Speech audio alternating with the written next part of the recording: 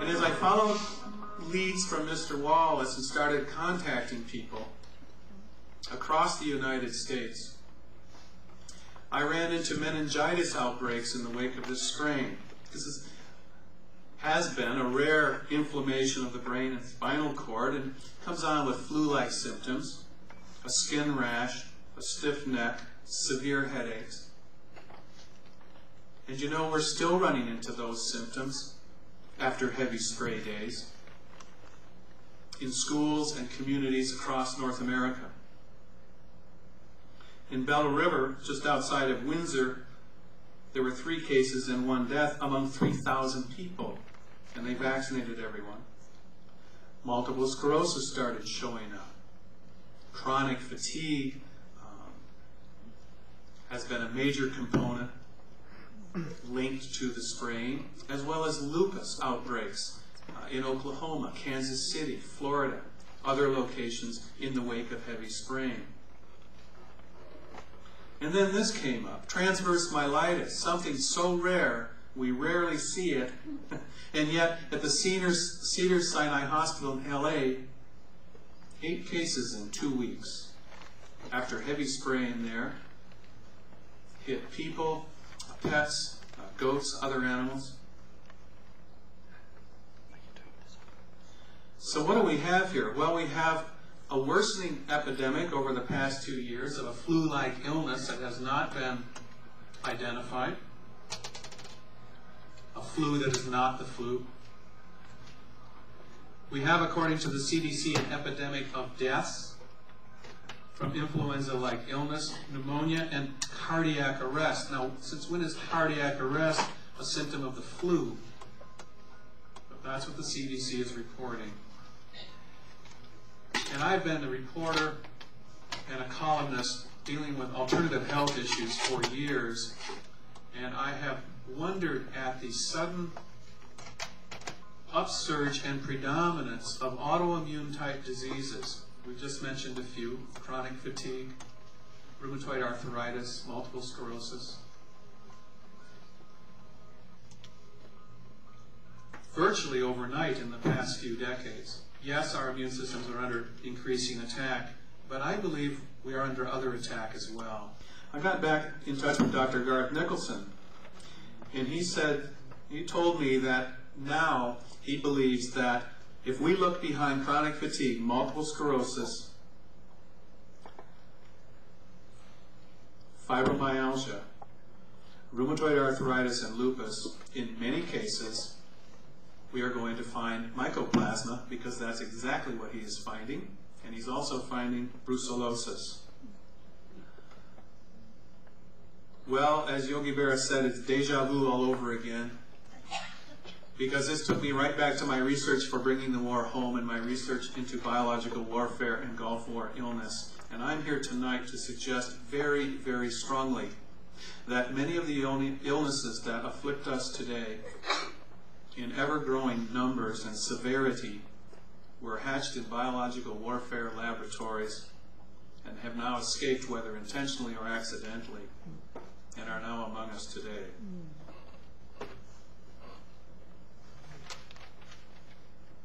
I'll have some good news in a while, I promise.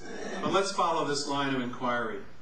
Brucellosis developed as an aerosol during World War II at Fort Detrick, premier biowarfare lab on this planet.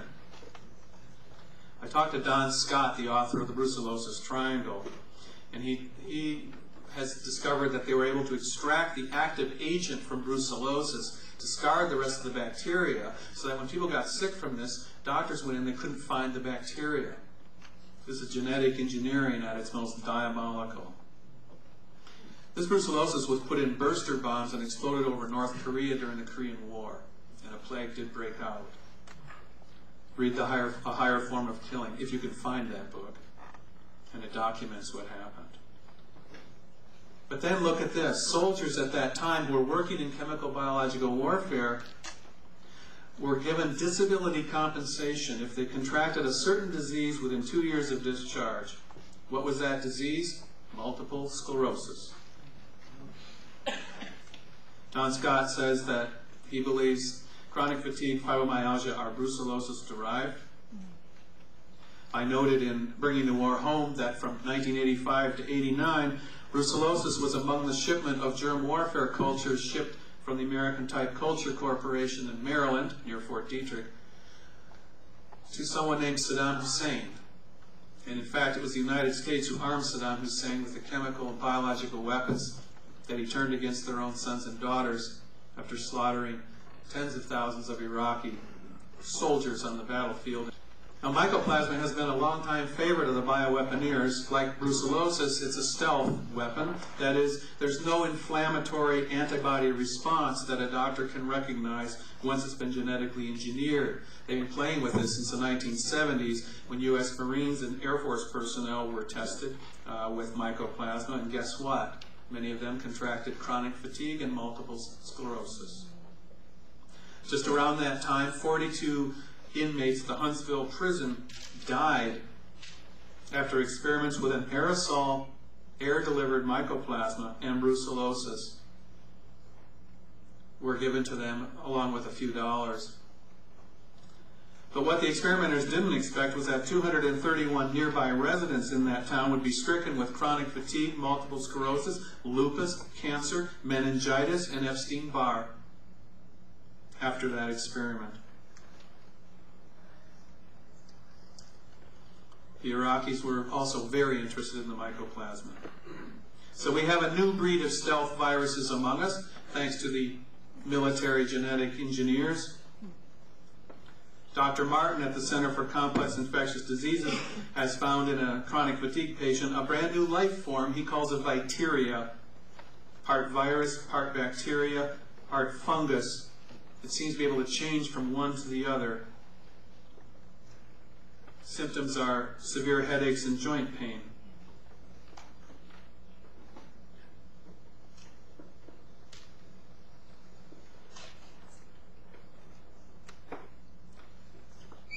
So we have chemical spraying. We have widespread illness that has not been identified by doctors or hospitals.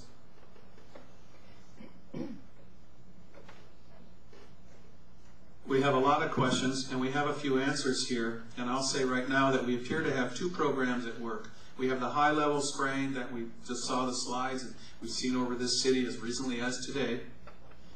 And also we have something else going on, a low-level spraying involving helicopters and, more often, C-130 Hercules-type aircraft. And last summer I was in Pagosa Springs, Colorado, up in the mountains, a little resort community. I've just given some presentations across the southern and western United States. I was trying to relax, and I was walking across the main street in Pagosa Springs, and I just stood shocked as I saw a C-130 glide down over the town, throttled back, silent, right over this town, the spray, and then up and away. Well, this low-level spraying gave us our first breakthroughs in this case. And I'd like to show you just two more slides very quickly. Very lucky to have this. And these slides illustrate the brown gel that has been dropped in communities here in Canada, the United States, and England. This sample came from the central United States, November 1999. November 1999. And we were able to match it with a very similar sample sprayed a year previously from a low-flying aircraft in Pennsylvania. And eyewitnesses at the time thought the aircraft would hit the roof of the house it was spraying. And they had noticed tic-tac-toe and what they called weird designs in the sky. This is just one section of a garage. That's aluminum siding there that was splattered top and bottom and sides with this brown gel material. It was almost impossible to get this off even with pressure washer. This stuff is very, very tenacious. We think it's a polymer coating. The first incidents that received widespread publicity of the brown gel was, of course, Oakville, Washington, in August 1994. This is a little town, 665 people, about 80 miles southwest of Seattle. And that month, that town was covered during a rainstorm with brown gel, and virtually every person in that town became very ill with what residents told me was a really hard flu that lasted from 7 weeks to 2 or 3 months. Cats died, people became dizzy, fell down, were hospitalized. And the state health department stepped in and analyzed this material, and they found that this goo was alive. They found human white blood cells, they found a Pseudomonas fluorescens, which will give you very, very severe upper respiratory problems, and they found an Enterobacter bacteria as well, and that was confirmed by a second lab. What they didn't find out is where it came from and why the aircraft were dropping it on this population. But we do have pattern and precedent here. We have some 50 years of biological experimentation on the people of this country and the United States and England, testing various biological warfare simulants that, don't worry, won't hurt anyone, but in fact did hurt a lot of people who were susceptible. From San Francisco to New York City, Winnipeg in particular, some 2 million people exposed in England. They used ships and they used spray-equipped aircraft to deliver ceracium marcescens, zinc cadmium sulfate, a known carcinogen by the way, and other material that would show up very quickly in their tests, to test dispersal rates and infection rates in the population. And the idea was if you made people sick enough to report to their doctor or the hospital, you could track the efficiency of these weapons on your own population. Oh, this is legal, by the way, at least in the United States. Section 1520 says it's okay for the Department of Defense to test chemical and biological weapons on the population as long as it's for research purposes. But in November '87, that law was amended and now reads 30 days advance notice must be given to Congress, and any human subject subjected to these tests must be notified in advance. Now, I don't know about you, but I haven't received any notification by phone or mail that I'm about to be and have been experimented on. So that's it for today. Thanks for watching. As always, please help keep this show on air by letting your cable company know you're watching. Or better yet, tell them what you think of the show. They transcribe every one of your calls and pass them on to us. We'd love to hear what you think about chemtrails. Next week, we'll hear more from William Thomas on chemtrails, including his notion as to why they exist. See you next week. Goodbye for now. I'll say categorically, as a researcher and a person who's writing about health for many years, that if we look behind the illnesses afflicting us now that are putting people in hospital, this flu-like illness, we are going to find fungus among us. Okay, treatment. We want to be alkaline. Fungal infections further acidify our blood with their byproducts. If our bloodstream is alkaline, if we eat that green leafy stuff and avoid the fun foods, my primary supplement is cayenne. Cayenne. Heat up your blood. Cayenne and ginger and garlic and miso and shiitake, but cayenne. And also oxygenate your blood with liquid oxygen supplements or exercise. Very important. We can knock out these fungal infections.